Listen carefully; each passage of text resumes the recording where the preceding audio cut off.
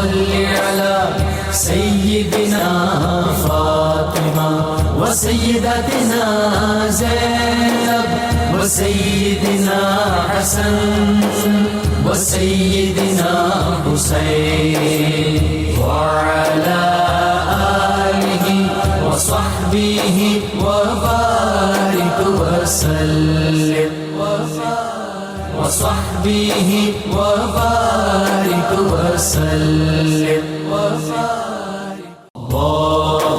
الحمدللہ رب العالمین والصلاة والسلام علی سید الانبیاء والمرسلین اللہم صلی علی سیدنا و مولانا محمد وعلی آلہ واصحابہ وبارک وسلم وصلی علیہ۔ دنیا کے تمام دیکھنے والوں کو، تمام چاہنے والوں کو، تمام پیار کرنے والوں کو، اور جہاں جہاں تک اس وقت میری آواز کو سنا اور مجھے دیکھا جا رہا ہے، جنید اقبال کی جانب سے انتہائی محبت کے ساتھ السلام علیکم۔ ایک بار پھر ناظرین، آپ کو پر نور صبح نور کے ساتھ میں دل کی گہرائیوں سے خوش آمدید کہتا ہوں۔ آئیے بلا توقف چلیں گے حضرت ابو انیس محمد برکت علی علیہ رحمہ کی تالیف اسماء النبی کریم صلی اللہ علیہ وآلہ وسلم سے رسول اللہ صلی اللہ علیہ وآلہ وسلم کے اسم مبارک پڑھنے اور سننے کی سعادت حاصل کرتے ہیں۔ سیدنا الشافع صلی اللہ علیہ وآلہ وسلم، ہمارے سردار، شفاعت فرمانے والے، درود و سلام بھیجے اللہ آپ صلی اللہ علیہ وآلہ وسلم پر، آپ صلی اللہ علیہ وآلہ وسلم کے آل پاک پر اور صحابہ کرام رضوان اللہ تعالیٰ علیہم اجمعین پر۔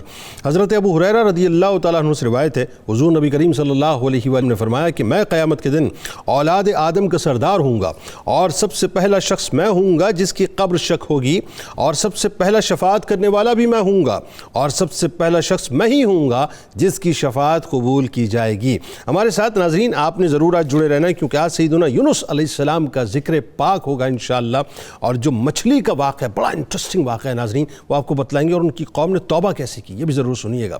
یعنی آج اللہ تعالیٰ کے جلیل القدر پیغمبر حضرت یونس علیہ السلام کا ذکر پاک ہے، جو 28 برس کی عمر میں ناظرین نینوا کی جانب، جسے موجودہ دور میں موصل کہا جاتا ہے، تقریباً 1 لاکھ سے زائد افراد کی رشد و ہدایت کے لیے بھیجے گئے۔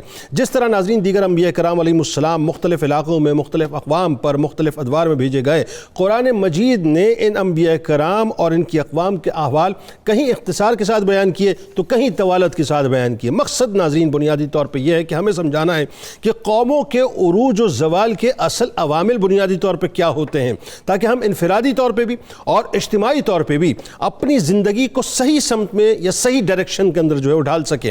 ناظرین کرام، انٹرسٹنگ بات یہ ہے کہ پچھلی اقوام میں قوم یونس علیہ السلام کی مثال سب سے زیادہ منفرد ہے، اور وہ اس اعتبار سے ہے کہ جس نے عذاب کے وقوع ہونے سے پہلے ہی صدقے دل کے ساتھ عاجزی و آوزاری کر کے توبہ و استغفار کی، اور اللہ تبارک و تعالیٰ نے اس قوم پر بھیجا وہ اپنا عذاب ہٹا دیا۔ آج ہم دنیا بھر میں دیکھ رہے ہوتے ہیں نا، زلزلے بھی آ رہے ہیں، طوفان بھی آ رہے ہیں، ہم سنبھلنے اور سمجھنے کو تیار نہیں ہیں، لیکن وہ سنبھل گئے تھے صاحب۔ معاملہ یہ تھا جبکہ، اور میں آپ کو ایک اور بات بتاؤں، جیسا آپ جانتے ہیں نا کہ قوم نوح ہے، قوم ہود ہے، قوم صالح ہے، قوم شعیب ہے، قوم لوط ہے علیہم السلام، یہ جو مختلف اقوام آئی ہیں، ان کو بار بار تنبیہ کی گئی، اور باوجود تنبیہ کے جو ہے وہ شرک و کفر میں ڈٹائی کے ساتھ جمے رہے اور عذاب کو مذاق سمجھتے رہے۔ یہ ان کا معاملہ تھا۔ اچھا، کچھ اس طرح کا مزاج جو ہے وہ آج ہماری بھی قوم کا ہو چکا ہے، اور اپنے نبیوں کو باقاعدہ وہ چیلنج بھی کرتے رہے، یعنی یہاں تک ہوا کہ وہ عذاب لے کر آ جاؤ جس کا تمہارے رب نے تم سے وعدہ کیا۔ چنانچہ اللہ تبارک و تعالیٰ نے ان کو عذاب کا شکار کیا، اور ایسا عذاب کا شکار کیا کہ ان کی بستیوں کی بستیاں نیست و نابود کر دی، یعنی صفحہ ہستی سے ان کو مکمل طور پر مٹا دیا گیا۔ ناظرین کرام، حضرت یونس علیہ السلام ایک عرصے تک نینوا کے لوگوں کو توحید کی دعوت دیتے رہے اور بت پرستی سے روکتے رہے، تاکہ اللہ کی طرف سے جو ڈیوٹی ہے اس کو مکمل طور پر ادا کرتے رہے۔ مگر جس طرح ناظرین دیگر اقوام کا ریئیکشن ہوتا تھا، یعنی وہ ڈینائل موڈ کے اوپر چلے جاتے تھے، بالکل اسی انداز سے یونس علیہ السلام کی قوم نے بھی ان کی دعوت کو قبول نہ کیا، بلکہ مکمل طور پہ صاف انکار کر دیا۔ اور صرف یہی نہیں بلکہ غرور و تکبر میں، یعنی ہوتا یہ کہ قوم جو ہے وہ غرور میں مبتلا ہو جاتی ہے، تو غرور و تکبر میں مبتلا ہو کے قوم دیگر نافرمان اقوام کی طرح جو ہے ان کی بھی دعوت کا مذاق اڑانے لگی، اور ان کو طرح طرح کی باتیں ان پر کرنے لگی۔ جب ان کی سرکشی اور نافرمانی اپنی انتہا کو پہنچ گئی تو اللہ تبارک و تعالیٰ نے حضرت یونس علیہ السلام کو حکم دیا کہ لوگوں کو آگاہ کر دیجئے۔ ایک روایت میں آتا ہے کہ 3 دن کے اندر اندر ان پر عذاب آ جائے گا۔ آپ علیہ السلام نے قوم میں اس کا اعلان کر دیا، اور یہ سن کے قوم یونس علیہ السلام نے آپس میں مشورہ بھی کیا، اور اس بات پر سب متفق بھی ہو گئے کہ یونس علیہ السلام کبھی جھوٹ نہیں بولتے، یعنی ہمیشہ سچ بولتے ہیں، لہذا ان کی بات نظر انداز نہیں کرنی چاہیے۔ مشورے میں یہ طے ہوا کہ دیکھا جائے کہ اگر یونس علیہ السلام رات بستی میں اپنے گھر میں مقیم رہتے ہیں تو سمجھ لو کہ کچھ نہیں ہوگا، اور اگر وہ وہاں سے چلے جاتے ہیں تو یہ ذہن بنا لینا کہ اللہ کا عذاب ضرور آئے گا۔ قصہ مختصر یہ کہ یونس علیہ السلام رات کو بستی سے چلے گئے۔ صبح ہوئی تو ناظرین عذاب الہی کا ایک سیاہ ہوا اور بادل جو ہے بادل کی شکل میں بستی والوں کے سروں پر منڈلانے لگا۔ جب ان کے قریب وہ ہونے لگا تو لوگوں کو یقین ہو گیا کہ آپ سب لوگ ہلاک ہونے والے ہیں۔ بالکل عذاب جو ہے وہ سامنے کھڑا ہوا تھا، بالکل اوپر کھڑا ہوا تھا، سر کے اوپر کھڑا ہوا تھا۔ یہ دیکھ کر حضرت یونس علیہ السلام کو تلاش کیا گیا، تو یعنی یہ سوچ کے کہ ان کے ہاتھ پر ایمان لے آئیں گے اور توبہ کر لیں گے، مگر آپ علیہ السلام کو نہ پایا۔ یونس علیہ السلام کی قوم نے دیکھا کہ ان کے نبی ان میں سے اب نکل کر چلے گئے ہیں، لہذا انہوں نے خیال کر لیا کہ اب اللہ کا عذاب ہر صورت میں آئے گا۔ تمام بستی والے، یہاں تک کہ عورتیں، بچے، جانور سب میدان کے اندر جمع ہو گئے۔ ایک عجیب منظرنامہ تھا ناظرین، یعنی وہ ٹاٹ کے کپڑے پہن کر نکلے، انتہائی عاجزی اور انکساری کے ساتھ اللہ کی بارگاہ میں توبہ کرنے لگے اور اللہ سے جو ہے وہ اپنے گناہوں کی معافی مانگنے لگے، توبہ کے اندر مشغول ہو گئے، یعنی عذاب سے مکمل طور پہ پناہ مانگنے لگے۔ پورا میدان آہو بکا سے گونجنے لگا اور لوگ ایک دوسرے سے باقاعدہ معافیاں مانگتے جاتے تھے، یہاں تک کہ اگر کسی نے کسی کی عمارت سے کوئی پتھر لے کے بھی استعمال کر لیا تھا تو وہ بھی اسے نکال کر واپس دینے لگا کہ بھائی میں نے تمہارا یہ حق مارا ہے، یہ حق واپس لے لو اور مجھے معاف کر دو۔ یعنی یہاں تک ہوا کہ بچوں نے ماؤں کو مکمل طور پر الگ کر دیا، جانوروں کے تھنوں سے ان کے بچوں کو الگ کر دیا گیا۔ جو رونا دھونا، جو فریاد آہو بکا تھی، وہ تقریباً روایتوں میں آتا ہے کہ 40 دن تک اسی انداز سے چلتی رہی۔ اللہ تبارک و تعالیٰ نے ان کی سچائی کو دیکھ لیا، ان کی توبہ اور ندامت کو قبول کر لیا اور ان پر سے عذاب ٹال دیا۔ اچھا، یہ تو ایک منظرنامہ۔ ایک بڑا انٹرسٹنگ منظرنامہ یہ ہے کہ اسی دوران اللہ کے حکم سے حضرت یونس علیہ السلام کو مچھلی کے پیٹ میں جو ہے وہ جگہ دے دی گئی۔ پھر ان تاریکیوں میں وہ لا الہ الا انت سبحانک انی کنت من الظالمین کی تسبیح کرتے رہے تو اللہ کے حکم سے مچھلی نے آپ علیہ السلام کو کنارے پر اگل دیا۔ اچھا، اس وقت آپ بے حد کمزور تھے، نحیف تھے، ناتواں تھے، مگر چونکہ صبر سے کام لے رہے تھے، اللہ تبارک و تعالیٰ نے ان کی طاقت کو لوٹا دیا اور جب وہ اپنی قوم میں دوبارہ لوٹے تو یہ واحد قوم ہے جو آپ کو ہدایت یافتہ نظر آئی۔ بڑا انٹرسٹنگ موضوع اس اعتبار سے کہ یونس علیہ السلام، ظاہر جب بھی ان کا واقعہ سنایا جاتا ہے تو کیا بچہ اور کیا بڑا، ہر ایک بہت توجہ کے ساتھ اس واقعے کو سنتا ہے۔ اچھا، اس کو آج ذرا سا ہم نے ریلیٹ کرنا ہے موجودہ حالات کے حوالے سے بھی۔ پہلے تو ان کا تعارف ذرا بیان کیجئے، ان کے القابات خاص طور پہ، اور پھر جس قوم کی طرف آپ مبعوث کیے گئے اس قوم کی حالت زار کیا تھی، ان کا اپنا ایک کر و فر کیا تھا، اور یہ ظاہر ہر قوم کا تقریباً رہا ہے۔ نیز جو آپ نے بینگ نبی ہدایت کی، ان کے لیے جو خاص طور پہ کوششیں کی ہیں وہ کیا تھی، بتائیے۔ بسم اللہ الرحمن الرحیم، اللہم صلی علی محمد وعلی آل محمد وبارک وسلم۔ محترم جنید اقبال صاحب، بات تو یہی ہے کہ ہمارے قلب و ضمیر پر قرآن حکیم ہمہ وقت دستک دے رہا ہے کہ اپنے آپ کو پہچانو۔ سیدنا حضرت یونس علیہ السلام کا نام جب ہمارے کانوں میں رس گھولتا ہے تو اس میں ان ایمان والوں کو جو اپنی کمزوریوں کی بنا پر گناہوں کی دلدل میں پھنس چکے ہوتے ہیں، انہیں اس نام سے ایسی انسیت ملتی ہے جو آگے چل کر انسانیت کو مہکار عطا کرتی ہے اور انسانیت مہکتی چلی جاتی ہے۔ سیدنا یونس علیہ السلام کا پیارا نام انسیت کے لیے ایک مثال ہے۔ پروردگار عالمین نے قرآن پاک میں اعلان کیا کہ ہم جانتے ہیں کہ رسول کسے بنانا ہے۔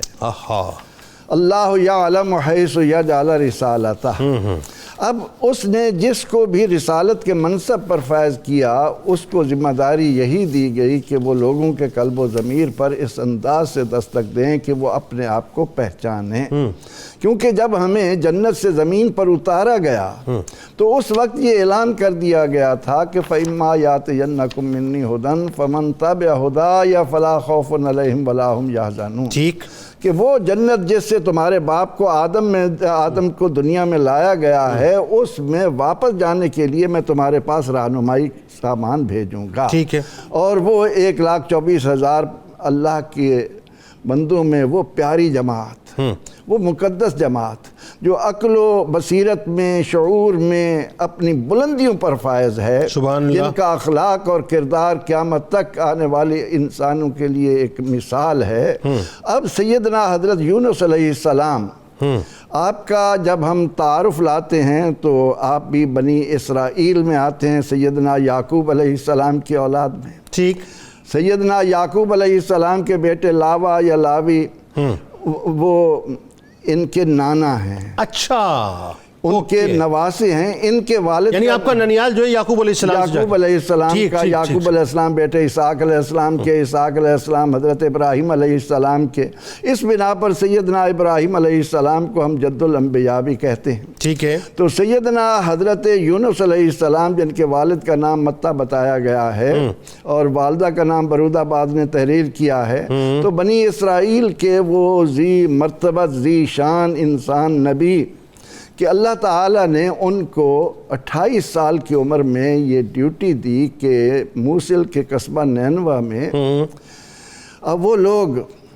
زیادہ تعداد میں نہیں تھے، قرآن کریم نے کہا کہ الفن او یزیدون، 1,00,000 مئات الف او یزیدون، 1,00,000 یا اس سے کچھ زیادہ، 1,70,000 بھی بتائی گئی۔ اوکے، آج کے دور میں جب ہم اتنی بڑی تعداد کو دیکھتے ہیں تو بڑے شہروں کے ایک محلے میں اس سے زیادہ تعداد ہمیں نظر آتی ہے، لیکن انہوں نے اپنے مال و زر کی کثرت کی بنا پر، اپنی خوشحالی کی بنا پر جو زمین پر فساد برپا کر رکھا تھا، وہ ایک تو شرک تھا، ان الشرک لظلم عظیم، شرک سے بڑھ کر انسانیت کی تذلیل کا سامان اور کسی چیز میں نہیں ہے، بالکل ایسا۔ اور اسی لیے علماء نے حضور علیہ السلام کے ارشادات کی روشنی میں لکھا کہ قیامت کے دن جب وزن قائم ہوگا، میزان قائم کی جائے گی، سب کے گناہ وزن ہوں گے لیکن مشرک کے گناہ وزن نہیں کیے جائیں گے، اس کو بغیر وزن کیے ہی جہنم کی آگ میں یعنی وہ طے شدہ جہنمی ہے، بالکل ٹھیک، لا یغفر ان یشرک بہ ویغفر ما دون ذلک، اس کی بخشش ہی نہیں ہے۔ ایک پہلی بات تو یہ تھی کہ انہوں نے ظاہری طور پر جس طرح کہ آج لوگ اپنے لیے اپنی بدعمالیوں کے جواب میں تسلی دینے کی خاطر اس طرح کے انداز اختیار کر لیتے ہیں کہ جی میں نے چونکہ حضور علیہ السلام کو نام کو عزت دی ہے، میں چونکہ 11ویں شریف کرتا ہوں اس لیے میری گرفت نہیں ہوگی، اس طرح کا جو انداز لوگ اپنے طور پر بنا لیتے ہیں اور یہ نہیں دیکھتے کہ جن کے نام پر ہم 11ویں شریف کر رہے ہیں ان کا اخلاق اور کردار کتنا بلند ہے، بالکل ٹھیک، وہ کس قدر تقویٰ کا ایک نشان ہے۔ صرف 11ویں شریف ہی نہیں، میں کہتا ہوں تمام جتنے بھی مطلب عبادات ہیں، بات یہ ہے کہ جتنے بھی یعنی مشرکین فور گرانٹڈ ہمیں نہیں لینا چاہیے، مشرکین یہی کرتے تھے کہ انہوں نے اپنے ہاتھوں سے بت بنا رکھے تھے اور کہتے تھے کہ ہم جو بد اخلاقی کر رہے ہیں، لوگوں کے حقوق تلف کر رہے ہیں، بس جا کر ان کے سامنے ہاتھ جوڑ کر کھڑے ہو گئے اور ہماری معافی ہوگی۔ تو یہی حال آشوریوں کا، نینوا کے لوگوں کا بھی تھا۔ اب اللہ رب العزت نے اپنے اصول کے مطابق ان کے پاس سیدنا حضرت یونس علیہ السلام کو نبی بنا کر بھیجا، اور آپ نے آ کر ان میں 30 سال مسلسل محنت کی، ان کے قلب و ضمیر پر دستک دی، انہیں سمجھانے کی کوشش کی، ان کو کہا کہ حقوق العباد کیا ہیں، حقوق اللہ کیا ہیں، لیکن اس کے جواب میں وہ چونکہ اپنے قلب و ضمیر کو سیاہ کر چکے تھے، ان کو کوئی اس کا اثر نہیں ہوا، جس کے جواب میں اتنا بڑا طویل عرصہ محنت کرنے کے بعد اللہ کے نبی اس مقام پر پہنچے کہ اب یہ راہ راست پر نہیں آئیں گے۔ ٹھیک، بالکل ٹھیک، بالکل بہت خوبصورت تمید ہے، اور یہ بالکل ایک کلیئر ہو گیا کہ جی یونس علیہ السلام جو ہے وہ کہاں بھیجے گئے، مقصد کیا تھا، اور قوم کا جو ایک ایٹیٹیوڈ تھا وہ بنیادی طور پہ کیا تھا۔ اچھا، اب بات یہ ہے کہ قوم کو آپ نے کنونس کیا، قوم کنونس نہیں، میں چاہتا ہوں یہیں سے سلسلے کو آپ آگے بڑھائیے کہ آپ حجت کرتے رہے، اور ظاہر ہے ہر نبی نے حجت کی، ہر نبی نے بارہا حجت کی، اور جب اتمام حجت ہو گیا تو اس کے بعد پھر عذاب کا فیصلہ ہو گیا۔ تو وہ اتمام حجت کیسے ہوا، قوم پر عذاب کا فیصلے کیسے ہوا، اور پھر یونس علیہ السلام کا سفر کرنا، مچھلی کے پیٹ میں جانا، اور پھر اللہ کی تسبیح کرنا، میں چاہتا ہوں یہاں تک کا جو منظرنامہ ہے وہ آپ بیان کیجیے۔ بسم اللہ الرحمن الرحیم۔ اللہ تعالیٰ کے جلیل القدر انبیاء کرام علیہ السلام ان میں سے ایک ایسی شخصیت کی دنیا کے اندر تبلیغ اور ان کو اللہ تعالیٰ کے حضور لوگوں کو پیش کرنے کا انداز، اس کا ذکر کرنے کے لیے یہاں پر ہم موجود ہیں۔ تو حضرت سیدنا یونس علیہ نبینا علیہ السلام وہ ذات والا تبار ہیں کہ جن کی تمام انبیاء کرام علیہ السلام میں سے خود قرآن پاک نے انفرادیت یہ بیان فرمائی کہ دوسری اقوام جب ان پہ عذاب آتا تھا تو پھر آ جاتا تھا، اور یہ واحد ہیں کہ جن کی قوم پر عذاب آیا تو پھر ان کے گریہ زاری اور اپنے گناہوں پہ ندامت اور اللہ تعالیٰ کے خوف اور للہیت کی بنا پر اللہ تعالیٰ نے بھیجا ہوا عذاب جو ہے وہ واپس کر دیا۔ ٹھیک ہو۔ حضرت سیدنا یونس علیہ نبینا علیہ السلام وہ عظیم المرتبت ہستی ہیں جن کو قرآن پاک نے کبھی صاحب الحوت کے نام سے یاد کیا، کبھی ذُنُّون کے نام سے یاد کیا، کبھی کسی، یعنی یہ انبیاء کرام علیہ السلام میں سے ان انبیاء میں سے ہیں جن کو اللہ تعالیٰ نے کثیر الالقاب کے طور پر ذکر فرمایا ہے۔ ٹھیک۔ تو جب آپ اپنی قوم میں اپنا جو تبلیغ و رسالت کا کام تھا اس کو مکمل طور پر سر انجام دے چکے، تو اب اس کے بعد جب اس کے باوجود قوم نے آپ کے سامنے جو ہے وہ اپنے اور ان کے درمیان سد سکندری بنانے کی کوشش کی اور ان کے الٹا تمسخر مذاق اڑاتے ہوئے استہزائیہ انداز میں ہی گفتگو کیا کرتے تھے، تو آپ نے پھر وہ وقت بھی آیا کہ جب قوم کو اللہ تعالیٰ کے عذاب کی خبر دی اور وہاں سے نکل پڑے۔ ٹھیک۔ اب ہوا یہ کہ چونکہ یہ اپنا کام مکمل فرما چکے تھے تو اس کے بعد ایک دین کا اصول تھا کہ اللہ تعالیٰ کے اگلے حکم کا انتظار کر۔ ٹھیک ہے۔ تو اس سے پہلے چونکہ ایسے واقعات ہو چکے تھے تو آپ نے اپنے اجتہاد کی بنا پر یہ اندازہ فرمایا کہ اب میرا کام تو مکمل ہو چکا ہے، اس کے باوجود یہ نہیں مانے تو ان پہ عذاب آئے گا۔ ٹھیک۔ بعین ہی ہم دیکھتے ہیں کہ خود نبی کریم صلی اللہ علیہ وسلم پر جب الیوم اکملت لکم دینکم کا نزول ہوا تو اس کے بعد حضور صلی اللہ علیہ وسلم نے از خود اپنی طرف سے اپنے محبین کو اپنے سفر آخرت کی خبریں دینا شروع کر دیں۔ ٹھیک۔ تو اب یہ مطلب کہ انبیاء کرام کا جب کام مکمل ہو جاتا ہے تو اس کے بعد اللہ تعالیٰ کا اگلا حکم ہوتا ہے، وہ کیا ہے وہ اس کو پتا ہے۔ تو حضور علیہ السلام کو اللہ تعالیٰ نے وہ القاء فرما دیا تو آپ نے قوم کے سامنے اپنے وصال کی خبریں مختلف انداز میں عطا فرمائی۔ ٹھیک۔ تو حضرت یونس علیہ السلام نے بھی وہاں سے یہ اندازہ فرمایا کہ اب اس کا مطلب ہے کہ مجھے یہاں سے نکل جانا چاہیے، جیسے پہلی قوموں کو عذاب آتا رہا، جس طرح طوفان نوح گزر چکا ہے یا دیگر چیزیں، تو اس طرح اب اس پہ بھی عذاب آئے گا۔ اور اللہ کا یہ اصول ہے کہ جب تک وقت کا نبی قوم کے اندر موجود ہوتا ہے تب تک اس قوم کو عذاب نہیں آتا۔ اور خود رب کائنات نے حضور علیہ السلام کے بارے میں فرمایا کہ وَمَا كَانَ اللَّهُ يُعَذِّبُهُمْ وَأَنْتَ فِيهِمْ، جب تک آپ ان کے درمیان جلوہ گر ہیں ان کو اجتماعی عذاب نہیں آئے گا۔ تو آپ نے پھر جب وہ اندازہ فرمایا تو اس قوم سے آپ نکل پڑے اور سفر کرتے ہوئے آپ تشریف لے کے جا رہے ہیں۔ سمندری سفر تھا، کشتی موجود تھی بہت بڑی، اس کے اندر آپ دوسروں کی طرح سوار ہو گئے۔ اب آگے جا کے مختلف مفسرین نے مختلف انداز میں اس کو ذکر کیا ہے کہ وہ بھمر میں پھنس گئی، کچھ نے لکھا کہ وہ بڑی بڑی مچھلیاں جو تھیں انہوں نے اس کو گرداب میں لے لیا، کسی نے کہا کہ وہاں پر طوفان کے اثرات اندر بنے، اس طرح ہوا تیز چلنا شروع ہوئی تو اس سے کشتی ڈگمگانے لگی۔ لیکن بہرحال یہ بات ہو گئی ان کے سامنے کہ ہم نے کشتی کو اوور لوڈ کیا ہوا ہے۔ تو اب اس میں سے کسی نہ کسی کو کم کرنا ہے۔ تو ایک شخص کے بارے میں ذکر ہوتا ہے کہ وہ بیٹھا ہوا تھا، اس نے کہا تھا بھی یہ ایسے نہیں ہوا، بلکہ ہم نے اپنے تجربے میں دیکھا کہ جب کوئی شخص اپنے مالک سے بھاگ کے جاتا ہے تو پھر اس کی وجہ سے اللہ تعالیٰ جو ہے اس کے لیے زندگی تنگ کرتا ہے، تو جو اس کے ساتھ ہوتے ہیں پھر اس کو بھی اس کے گناہ کا جو ہے وہ بوجھ اٹھانا پڑتا ہے۔ لہٰذا وہ شخص ہم میں سے نکل جائے، اب سبھی تھے بھی ہم تو آزاد خود مختار ہیں، ہمیں کوئی ایسا مسئلہ نہیں۔ یہ پرانی سوچ تھی ان کی سوچ۔ تو آخر کار یہ سوچ جو ہے نا انہوں نے کہا بھی چلو ٹھیک ہے، حضرت سیدنا یونس علیہ السلام کا جو وہ قرآن اندازی میں مرحلہ آنا شروع ہوا تو پہلی دفعہ قرآن اندازی کی گئی تو یونس علیہ السلام کا نام آیا۔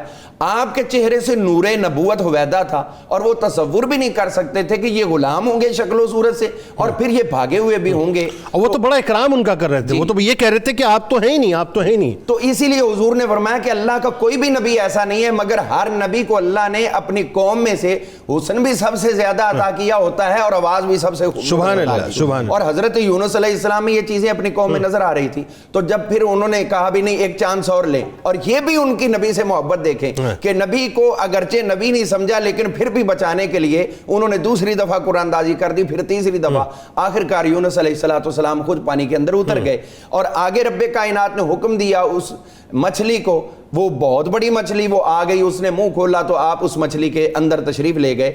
اب وہاں پر ظلمات فوق ظلمات، اس کو کہا اب تم سفر کرو، وہ کشتی اپنا مچھلی سفر کرتی کرتی سمندر کی گہرائی تک گئی اور پھر ایک تاریکی اس کے پیٹ کی، ایک تاریکی رات کی، اور اس کے بعد پھر ایک تاریکی زمین کی گہرائی کی، تو یہاں تک پہنچے. اب میں یہاں پہ یہ عرض کرنا چاہتا ہوں حضرت سیدنا یونس نبینا علیہ السلام کی ذات والا تبار کے ساتھ کہ حضرت یونس علیہ السلام کے حوالے سے رب نے فرما دیا کہ ہم نے مچھلی کو یہ وحی کی کہ ان کے جسم کو نقصان نہیں پہنچانا چاہیے. یہ نبی کی برکت ہے کہ مچھلیوں کو وہی آ رہی. اور اس میں قابل غور ایک اور نہ ان کے گوشت کو نقصان پہنچے نہ ہڈیوں کو نقصان پہنچے. اب اس میں قابل غور بات ہے کہ آپ کھاتے ہیں، میں کھاتا ہوں، یہ جانور کھاتے ہیں، کچھ بھی کھاتے ہیں، کیا ہمیں یہ اختیار ہے کہ جو چیز ہم نگل جائیں ہم اپنے معدے کو بلاک کر دیں کہ تم نے اس کو ہضم نہیں کرنا؟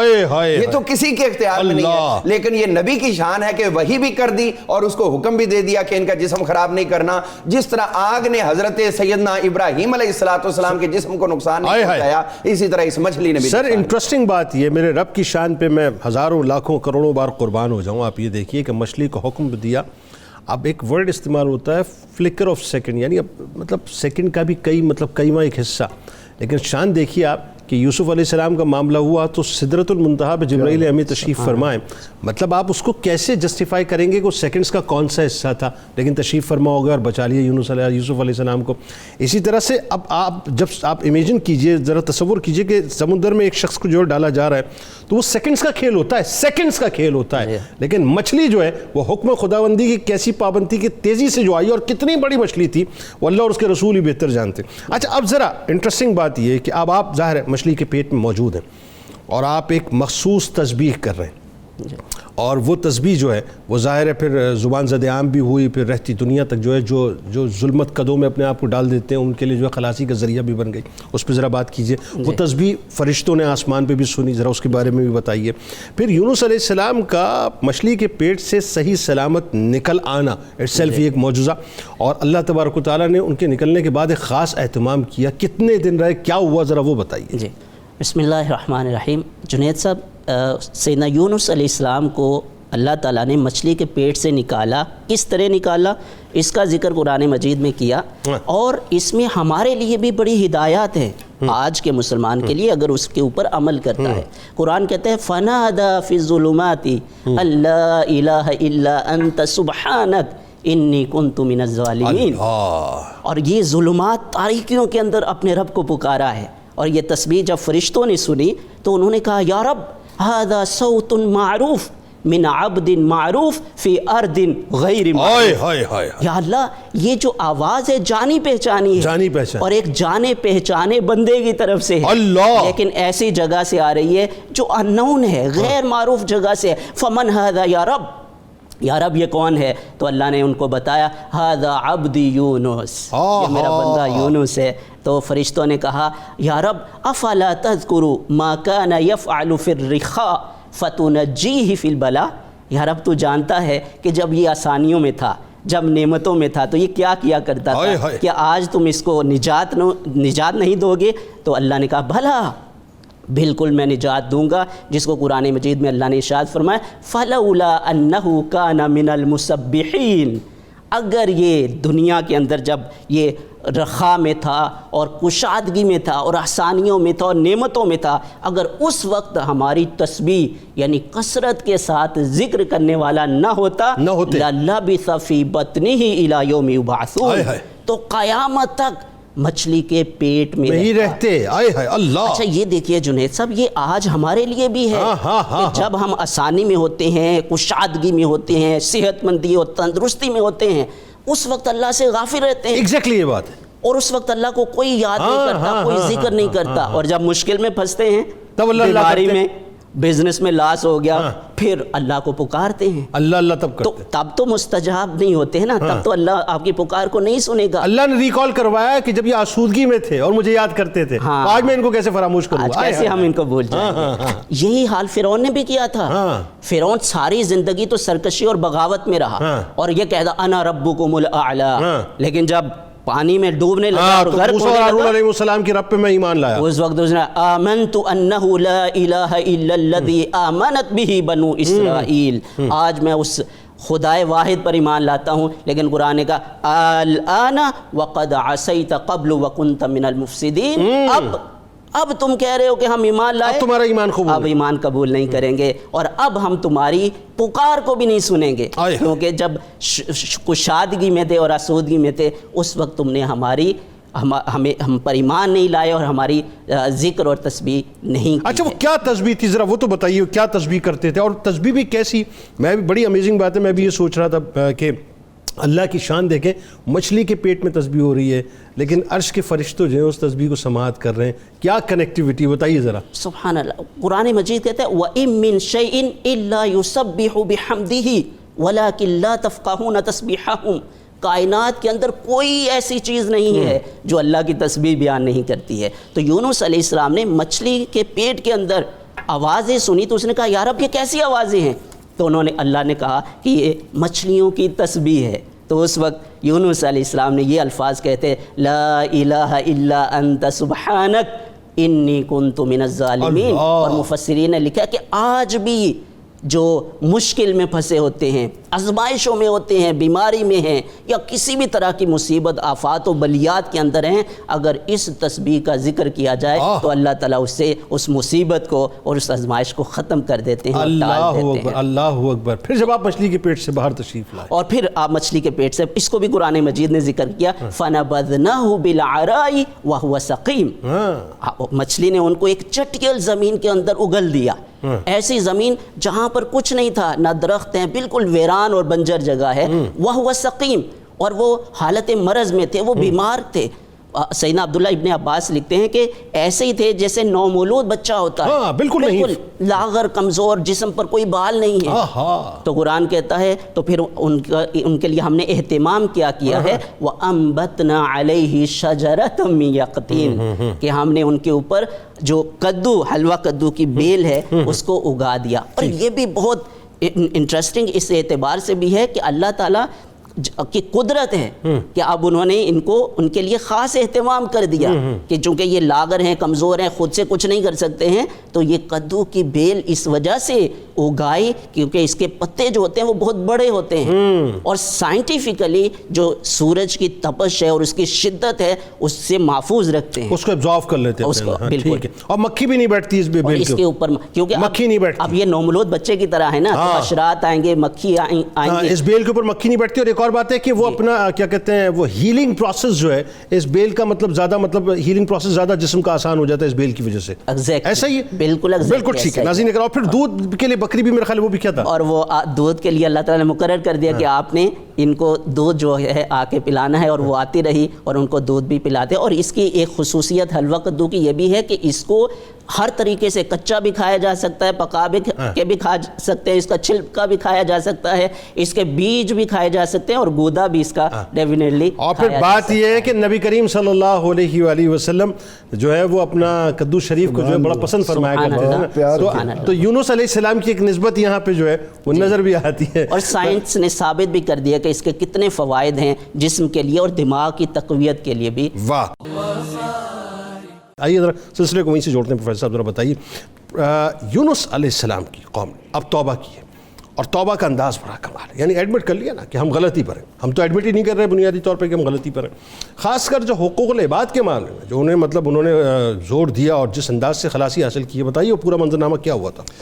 یہ بات تو ہم پر واضح ہونی چاہیے کہ قرآن پاک کوئی بھی قصے کے طور پر بیان نہیں کرتا, عبرت پذیری کے لیے. بہت درست بات. ان فی ذالک لعبرۃ لأولی الابصار, صاحب بصیرت لوگ اس سے سبق حاصل کرتے ہیں اس یقین کے ساتھ کہ قرآن پاک کی کہی ہوئی ہر بات آخری اور اٹل ہے. 100%. اب ان حقائق کی روشنی میں جب ہم دیکھتے ہیں کہ سیدنا یونس علیہ السلام کی قوم کو یقین ہو گیا کہ اب عذاب نے ہمیں گھیر لیا, اور اس کے بعد ان کے ذہنوں میں وہ سارا منظر آ گیا کہ قوم لوط برباد ہوئی, کیا حشر ہوا, قوم ہود برباد ہوئی, کیا حشر ہوا, قوم سمود برباد ہوئی, کیا حشر ہوا, اب ہمارا بھی وہی حشر ہوگا.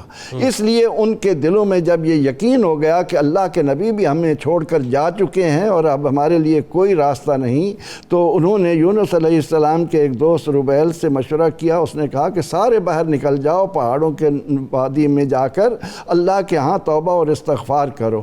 اب وہ اس انداز میں اس یقین کے ساتھ کہ یقینی طور پر اب ہم نجات نہیں پا سکتے، عذاب نے ہمیں چاروں طرف سے گھیر عذاب لیا آسمان پہ منڈلا رہا ہے، منڈلا رہا ہے، آنکھوں سے دیکھ رہے بدلیاں ہیں، جو ہے موجود ہیں، اور اللہ کے نبی بشارت دے کر چلے بھی گئے ہیں، ان سے جدا بھی ہو اچھا وہ گئے کراس چیک بھی کر لیا تھا نا انہوں نے، وہ کیا ہوا تھا کہ وہ یہ دیکھ رہے تھے کہ یہ سچے ہیں، جھوٹ نہیں بولتے؟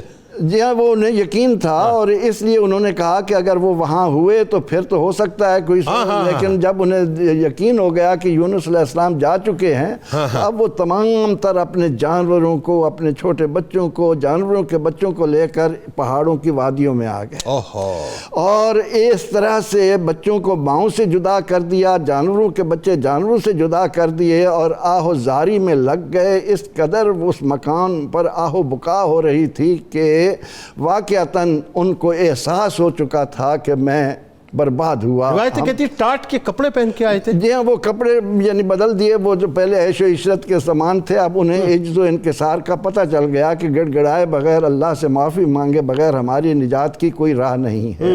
اب وہاں آنے کے بعد سب سے پہلا کام انہوں نے یہ کیا کہ شرک سے توبہ کی۔ واہ!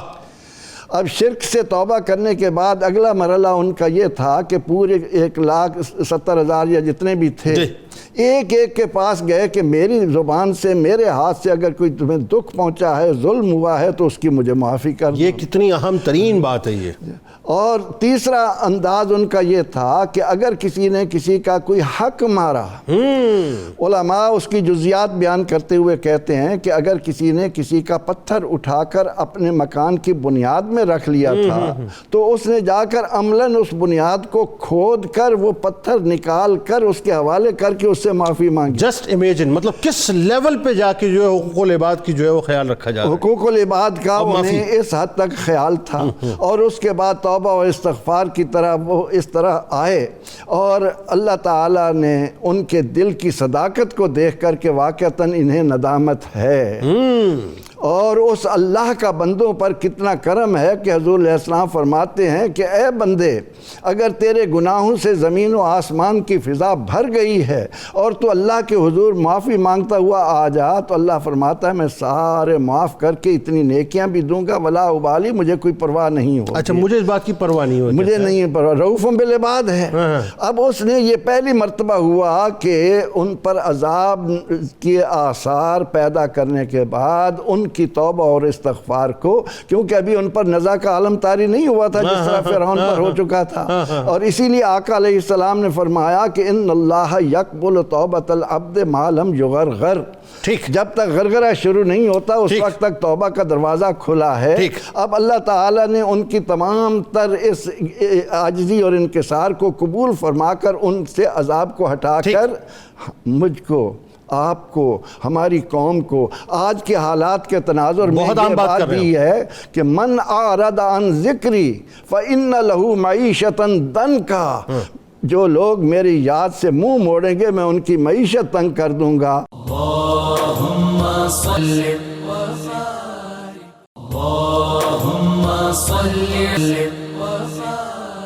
آج من حیث المجموعی اگر آپ دیکھیں امہ کی جو حالت زار ہے، جو پاکستان میں مسلمانوں کی حالت زار ہے، ہر طرف ایک ابتری کا عالم ہے۔ اچھا، شکلیں مختلف ہیں لیکن ابتری آپ کو ہر جگہ نظر آتی ہے۔ یونس علیہ السلام کی قوم نے تو ظاہر ہے توبہ کی، مطلب گناہوں کا اقرار کیا، اقرار کرنے کے بعد جو توبۃ النصوح کا جو ایک تصور ہے وہ رہتی دنیا تک پیش کر دیا کہ کس انداز سے پلٹ رہے ہیں، تو پلٹے تو ایسے پلٹے کہ دوبارہ پلٹ کے نہیں گئے، پھر پلٹ ہی گئے وہ۔ آج کا مسلمان بدترین حالت سے گزر رہا ہے، اور خاص طور پہ ہم اپنی صورتحال دیکھیں تو ہم انتہائی بدترین حالت سے گزر رہے ہیں، اس کے باوجود ہم توبہ کرنے کو تیار نہیں ہیں۔ میں مطلب آپ کو بتاؤں یہ موضوع ایسا ہے، اگر میں اس پہ پورا پروگرام کروں نا اور صرف اکیلا ہی بولوں نا تو اتنا میرے اندر لاوا پکڑا ہے کہ چاروں طرف جو صورتحال ہوئی ہے تباہی بربادی کے علاوہ اور کچھ بھی نہیں۔ بتائیے ذرا۔